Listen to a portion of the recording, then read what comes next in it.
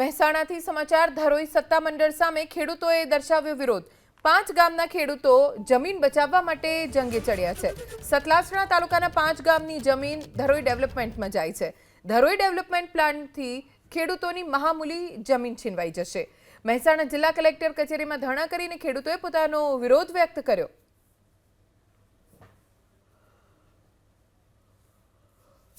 વધુ જાણકારી અમારા સંવાદદાતા હારૂન નાગોરી પાસેથી મેળવીશું।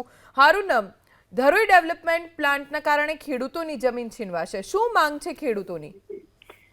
મહેસાણાના ધરોઈ ખાતે ધરોઈ ડેવલપમેન્ટ પ્લાનનું કામકાજ ચાલુ છે ને જ્યાં મોટા પ્રમાણના વિકાસના કામો થઈ રહ્યા છે। જો કે વિકાસના કામો વચ્ચે ક્યાંક ને ક્યાંક વિરોધ જોવા મળી રહ્યો છે।